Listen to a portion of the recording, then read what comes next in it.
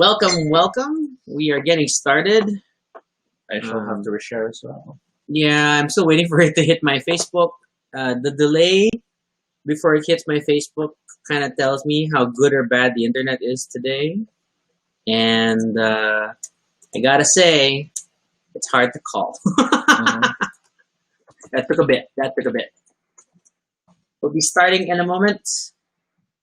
David! Yes, we're talking about Terraforming Mars after Urim has suggested it on almost every venue where I have tried to solicit episode topics. We are finally talking about Terraforming Mars. Okay, someone's asking for the link. Okay. I don't know how to send it.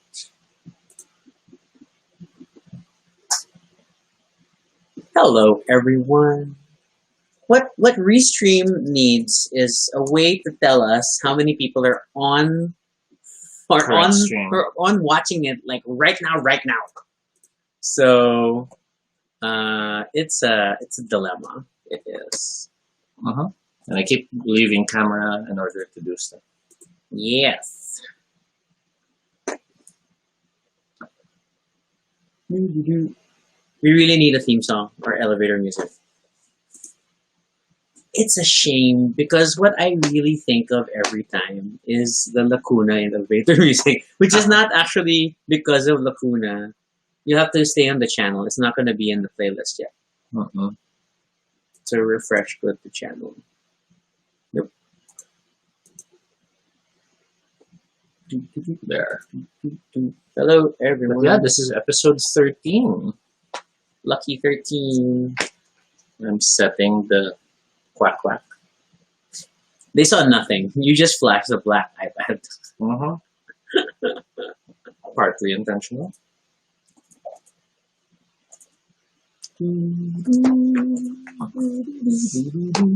So yeah, and then I'll prepare this for presenting because it's huge. Yeah, you can just lift the lid initially and then you can show stuff. Get stuff out just so that later it's easier to show. Hey Pico, yeah, the link on Twitter just goes to the main YouTube page. It doesn't link directly to the video. But I don't know what the URL is. So Restream's little broadcast mechanic, you can only set it to a fixed URL. So I just direct it to my YouTube channel and then we see from there. So it's the best we can do. I'm feeling particularly short today. That's okay. It's just like the captions are gonna swallow me the whole time. We could adjust there. That's a bit better. Then you just get cut off. Yeah, and our shirts, if for those who are taking note, they are Night Vale inspired. More importantly, these They're are official. Yes, they're official. They're limited edition Night Vale election shirts. So Toby's wearing Hiram McDaniel. He's a literal dragon. And then I get the awesome The Faceless Old Woman Who Secretly Lives in Your Home. I am actually reading the book about her right now. It is not what I expected. It still has fun moments, but it's segued into a very, very weird backstory. So, hooah. 9:04. I guess you can wait a minute for people to come in. Yeah.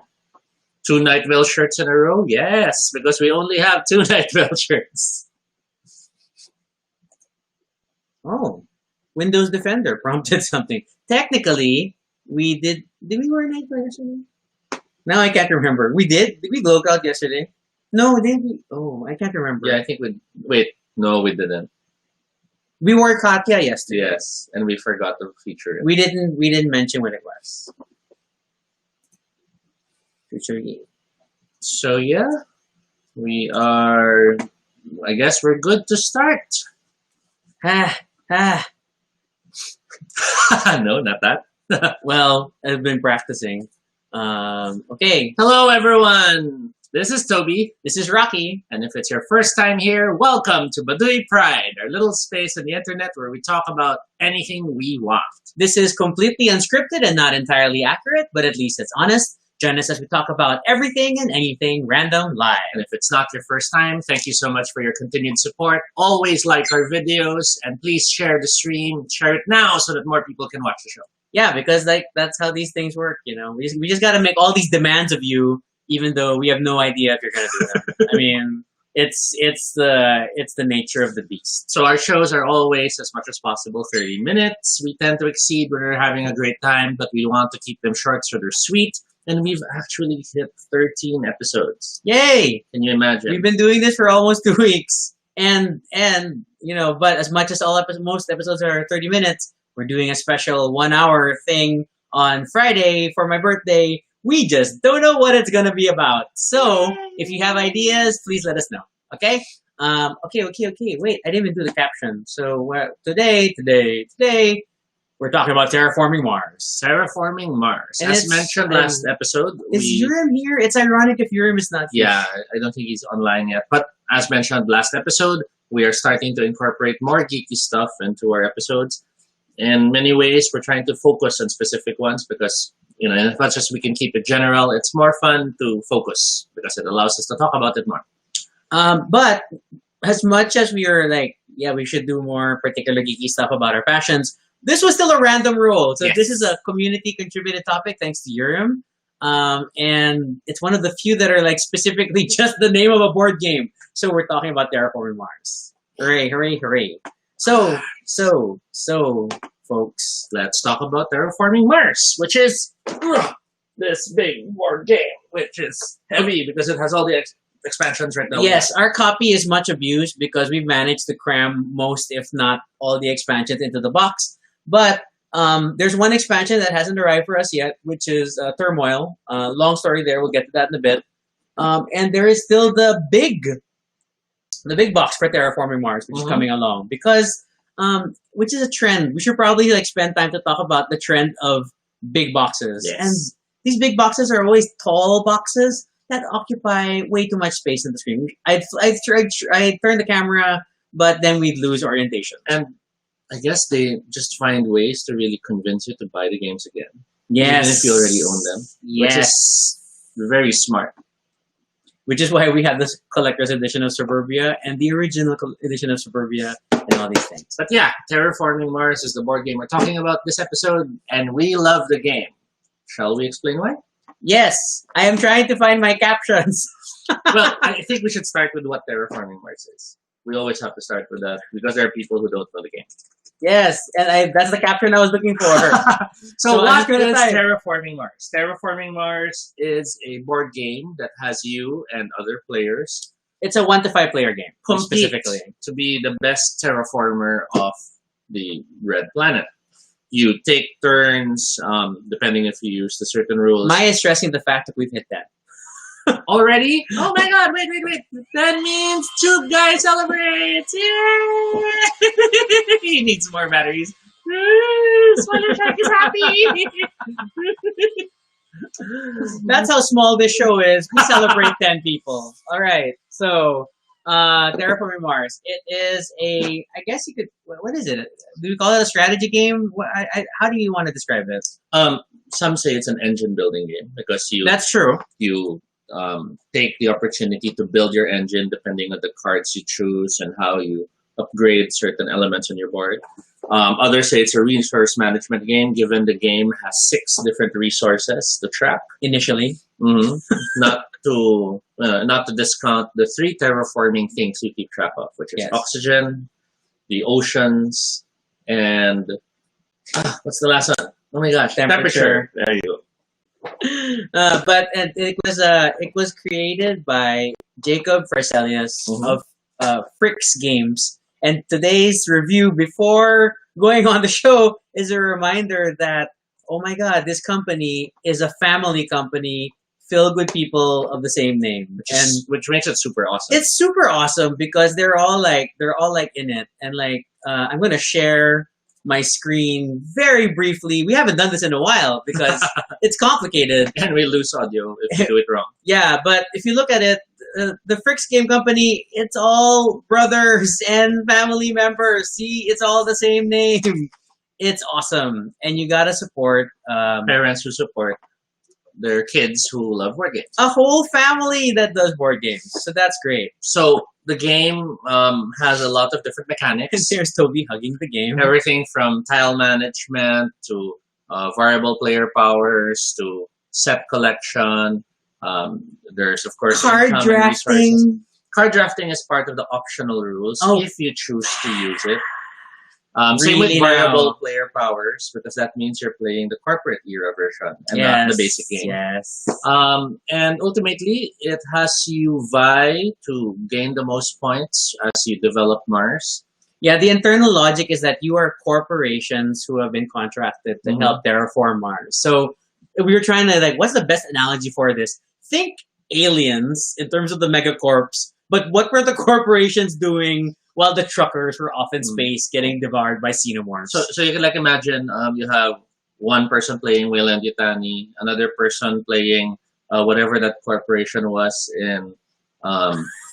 Great! Now I get the mental block in Total Recall. So we can't do names. And other corporations or any other movies that had space or Mars in it.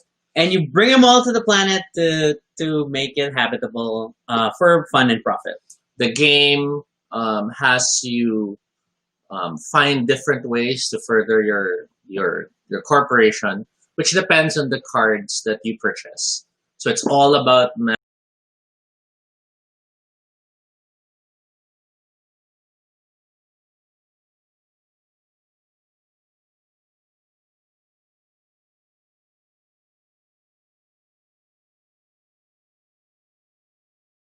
So we lost our signal for a brief moment. So I would like to think we are back. It's still black on the monitor, but it should be back. We'll catch up eventually. We're speaking from the future. So the game 10 minutes in every time. What is this? The game has multiple tiles. The game has different cards. The game has all these nice little metallic looking tokens, which aren't really metallic, but they still feel and look awesome. Could be heavier. They're not solid blocks of metal, is what Toby's trying to say. And what else? What am I missing? Oh, with the expansions come all these other little fiddly things. There's one that allows you to toss Venus into the mix. We're going to talk about maps. the expansions at length later. We have a caption for that. So let's talk about why we love this game. Why do you love Terraforming Mars, Toby? You should tell the story of how Terraforming Mars came into our life. Because it's in the category of games like Toby's like, I got Terraforming Mars, and then I'm like, what? What is this? What are you getting involved in? I don't know. So Terraforming Mars was one of the games that I was introduced to when I traveled to Los Angeles for a Strategicon event. It was the game that caught my eye because of all the metallic-looking bits that's shown earlier. And when I was looking at it, I didn't have the chance to play it then, but I was finding it quite interesting and attractive. So it had me researching, and eventually, the moment it was available in the Philippines, I got it and surprised Rocky with it.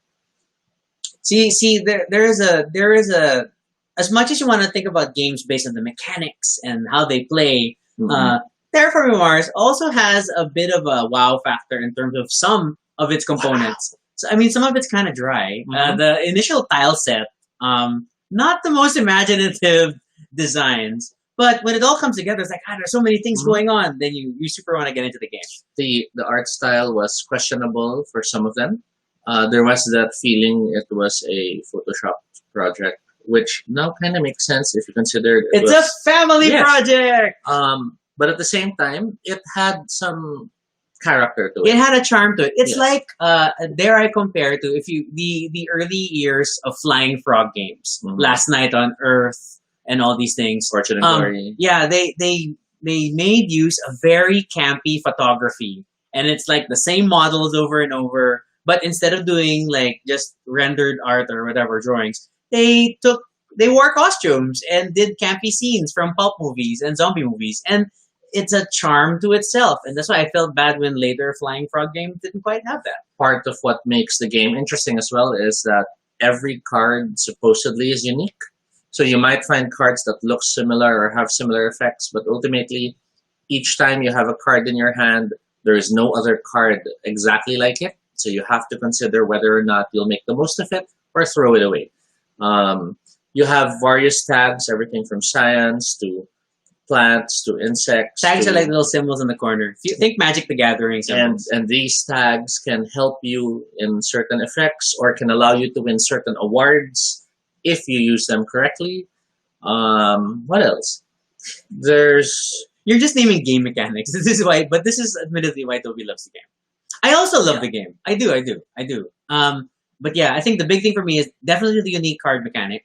Mhm. No two games are ever the same. It feels like the great equalizer in games, especially with like experienced players. Then you can't really develop one single strategy. Like you can't say I'm going to do a science game Yes. today because you don't know what cards you're going to get. Yes. So you have to keep adapting your strategy to the cards that come to you. And a lot of cards have conditions that must be met yes. before you play them. Prerequisites. Some of them have limits, like you can't play them if there's too much oxygen or the temperature is too high. Some, you can only play them Once if they the hit a certain level. And juggling these mechanics is the brilliance of the game. The other thing I think that is insidious with the whole resource element is that you must buy every card that you are going to keep in your hand. So every new round, we all get to draw cards, but you don't get to keep them right away. You have to buy each card for 3 mega credits each. And deciding what to keep, which will hamper how many resources you have at the start of the turn, is an amazing strategic struggle. And then come mid to late game, you're still holding those cards that you bought in round 1, and then you're like, I paid for this card, I don't want to let go. Or they become useless, or they become pointless. I don't want to sell it for 1 credit, so come on. There are cards that we also deeply personally love for illogical reasons. Yes, and look, Mitch just talked about, did you talk about pets? So one of them is the pets card, which is this interesting card that allows you to get tokens whenever someone builds a city. Because the tokens are pets. And we love it because it reminds us of our dog Yoshi. There's our favorite, which is the Search for Life, which can only be played very early in the game. And each time you play it, you draw a card, and unless it has a microbe symbol, you don't get a science token, which is worth 3 points per token. So it's huge. But it's still the luck of the draw, which gets even worse. I can still count on one hand the number of games we've played where someone succeeded at the Search for Life. And we're not saying they got in a lot of points. I'm saying that they found one microbe with Search for Life. To be fair, Search for Life can keep searching all throughout the game, but you pay for the searches. Yeah, it's such an an annoying card, but sometimes when you commit the Search to Life, you commit the Search to There are many cards which are also additionally insidious, and those tend to have the red border because it allows you to affect the other players. Yes. So I might play a card that allows me to increase my energy production, but then I must reduce someone else's energy production. And the sad thing about those cards is if there are no valid targets, you're not allowed to play them. Yeah, and then considering a lot of Euro-style games where you focus on your own development and your own engine building and stuff, Terraforming Mars does have interesting occasional direct player interactions, at least in the earlier games. The amount of interactions increase with the expansions that come. But then things like you may be happy cultivating your microbes, but then sooner or later, someone gets ants, and ants eat someone else's microbes. Yes. And then, or you have a lot of plants, someone brings out herbivores, and it eats your plants. Then, of course, there's going to be carnivore-type characters who will eat, the bears will eat your people. And it's the little things. It's not a lot of direct player versus player action, but it's just enough to keep nudging one another, and you have to keep on your toes. In addition, you have the awards and the milestones, which are preset little ways you can get extra points in the game. Think shared goals in Suburbia and things like that. While one of them is all about hitting it first, the other one is something that someone has to fund. And at the end of the game is when you find out who wins. And you pay for all these things. You have to pay to turn them on. There's a lot of paying going on in this game. So you can literally pay for a certain award and realize by the end of the game you don't get the points. Yeah. That sucks. When you fund the award, you pay for it, you enable it to happen at end of game, and then you don't win it. Why did you pay for it? Because especially if you pay, like it starts at 8 and then it jumps to like what 10, 16, and then it's like 30. Oh my gosh, you pay so much for those darn awards, and you may not get them. But again, brilliant design. Comments? Okay. Huh? Comments? So many things. Okay. Maya says the card drawing mechanic adds random and luck into the engine building. Yes, plus the fact unique cards, so you cannot play a single strategy every time you play. And thus, yes, she agrees, adapting is quite the scope of terraforming a planet. Both the players adapting strategies and adapting to all this. And the Eternal Lament, I paid 3 credits for this card. Okay, Tardigrades is another much beloved card. It's another microbe. Yes, it's an early game microbe. It's slow to gain points again, and again, it is eaten by ants a lot of times. And then, yes, it is painful when someone else gets the award that you sponsored. Okay, so let's talk about expansions because we're already dipping into it as we talk about our love for the game. So, Terraforming Mars has a generous number of expansions that have been released, and we're gonna do a quick run through of them and what's special about each. Starting with Hellas and Elysium. Yes, is deceptive because it's a board. So the base game gives you a double-sided Martian board, and each side has a different view of Mars and different milestones and awards. Yes. The Hellas and Elysium expansion is another double-sided board featuring the other side of Mars, and again, new milestones and achievements. And if you just want to more or less play the same game with a little more variety, then yes, you must get the Hellas and Elysium board. Just to shake things up. There's Venus Next, which adds a new resource. Venus Next is like, I'm always on the fence about Venus Next because the main thing that Venus Next adds to the game is time. Yes. It makes the game longer because by adding a new terraforming track to monitor, then it delays endgame significantly. And then the additional Venus floater... To try to fix that, they now have the something progresses every turn. Yeah, which later on got retconned into like the Galactic Council turn. Yes. But anyway, so it introduced the floating resource, and then it tried to boost a lot of cards for microbes. For some reason, Venus is super microbe heavy, and there's a lot of like transfer floaters from card to card. Mixed feelings. It expands the game, but it kind of bloats it sometimes. So it's not my favorite of the expansion. I don't know about you. I'm not. I never focus on Venus as a strategy. Colonies and before Colonies was Prelude. Prelude was where you start with extra boosts or bonuses. Prelude is like, we heard a lot of you have a hard time starting out in Terraforming Mars, where your first turns are probably 2 to 3 actions only. Prelude gives you a little nudge forward. It's really just additional bonuses at the beginning of the game. It's also an interesting thing how it will either nudge you to a certain strategy because you have that advantage at the start, or just give you a little backup strategy because you might still have your main plan, but thanks to the Prelude cards, you have additional things going on the side. I'm sorry, as much as like you have your Prelude cards, your initial corporation bonus, your starting hand of cards, you think you have mapped out a strategy that aligns all of these things, and then you get your next round of cards, and it does not make sense. So that's Terraforming Mars for you. Colonies was the next one. Yeah. Colonies. It kicks in with the colony ships, the additional planets, which if you just visit, you can do instant trading. But if you set a colony there, whenever anyone visits, you get some all bonuses as well. It's like, are you not satisfied with terraforming just Mars? Then let's add more things for you to establish property on. It's a good way to quickly rattle up resources if you play it right.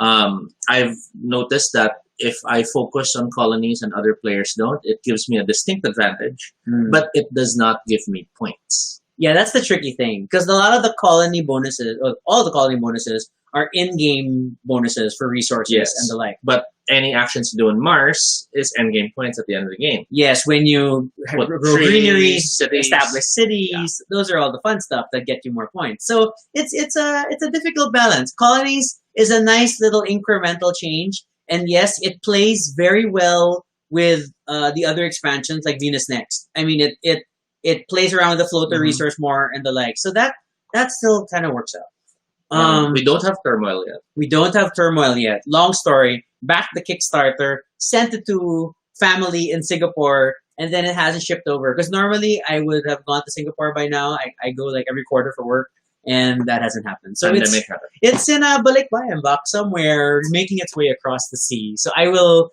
get it soon. And of course, after that, we have the big box on its way. Yeah. So there's a big box, which is really on its face, it's a giant box to contain all of your Terraforming Mars. We have proven you can fit Terraforming Mars' expansions up until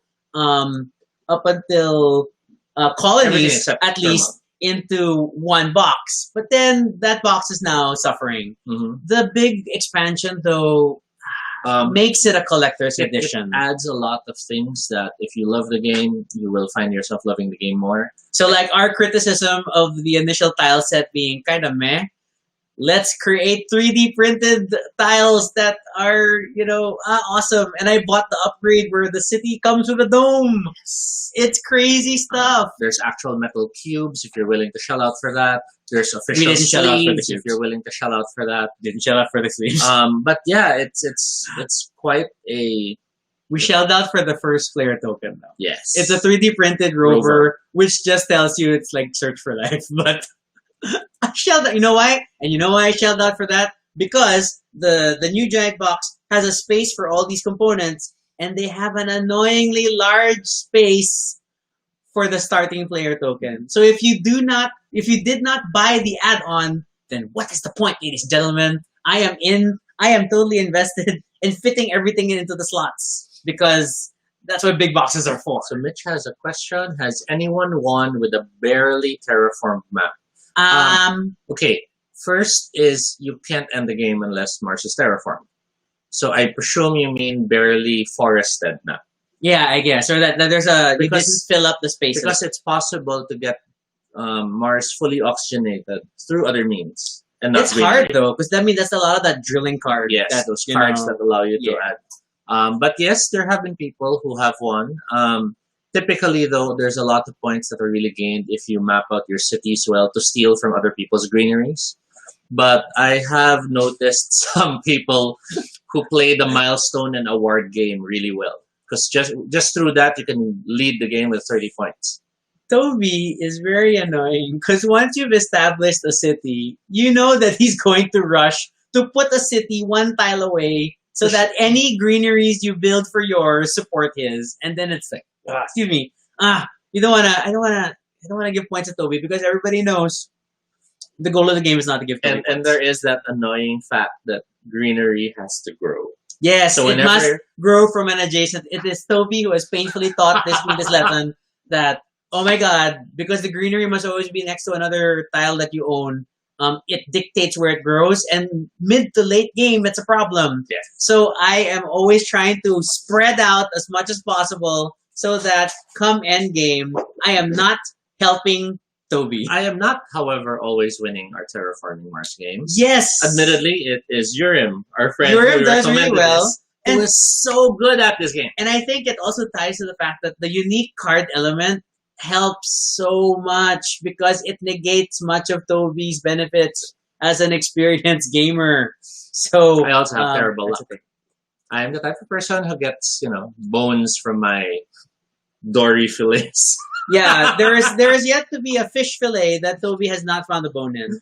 Mitch says poor box. It's not a poor box. It's a well-loved box. It's a still, veteran box. Still full. There aren't any tears. But there is a depression. And you can't quite see it right there. And it doesn't close perfectly now because there's just so much in it. David Gold, his Terraforming Mars. Yes, that's going to be the new game when the big box arrives. Now, interestingly, with Terraforming Mars entering our radar, we noticed that there were a lot of other Mars-inspired games that also came out. Yes. The chief among them that we were super excited for was First Martians. Yes. Okay, First Martians is a Portal Games release, also made by Ignacy Trzewiczek. Did I say that right? I probably did not. Okay, and we were super excited because number one, it was largely based on the Robinson Crusoe engine. Yes, it was. The base design is from Robinson Crusoe. But the game itself was like so much more complicated, and it's think, not a bad game, but it's a hard game. I think it also suffers more from the lack of a better written manual.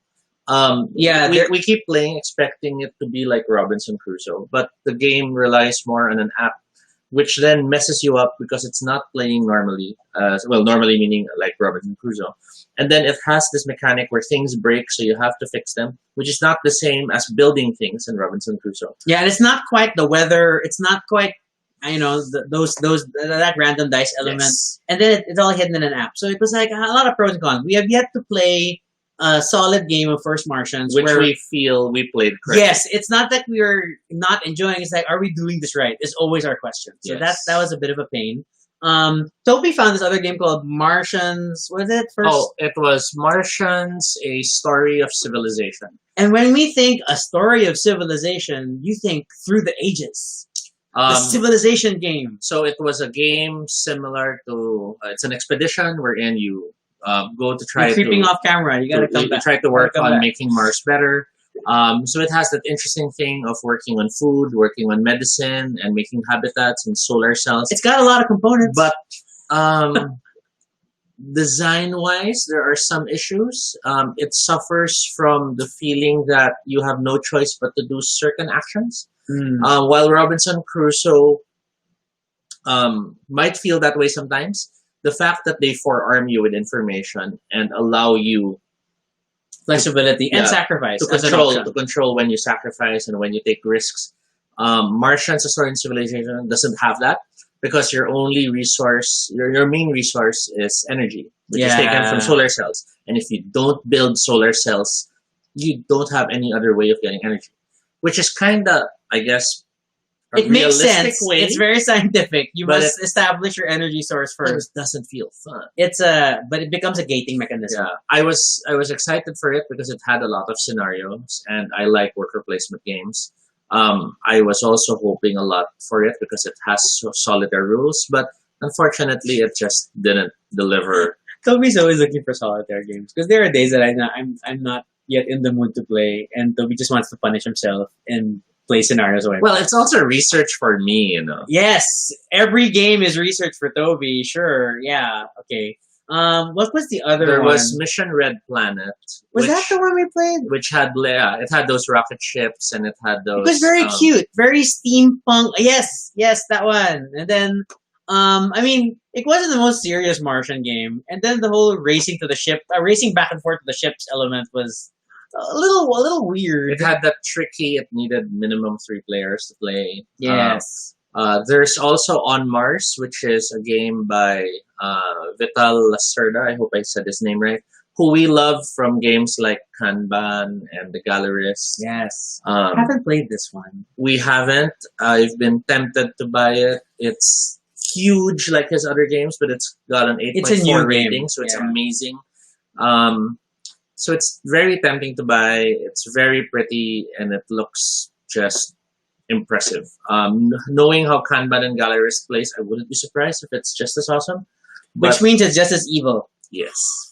Because if you play Kanban, oh my gosh. Yes, Mitch, I believe it was you who got us to try that mission. Yes, that's where we tried Mission Red Planet. Mission Red Planet. With little ships. And then Maya laments, she often forgets building cities. You know you can't do that when Toby's in the game.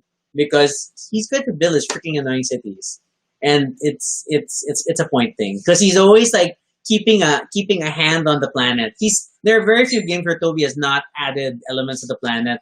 And that's deliberate because he's like trying to push animals or something like that. And then if we were to include Sorry, Mitch also says you Oh. need Matt Damon for that game. For first Martians, yes. That felt like that was their main inspiration. Yes, actually. That everything is going wrong.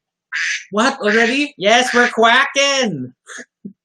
What was the other game you wanted to highlight, Toby, before we go? Super Motherload officially is set in Mars. It's Really? Super Motherload? It's a deck building game where you play different people trying to get the most of It's your also mining. a mobile game if you like Digger games, and I have my times of loving Digger games. Because Super Motherload started as a Flash game, if I remember correctly. So yeah, that's another Mars-inspired game that you might want to check out. So, having discussed all that, are we cutting immediately to that?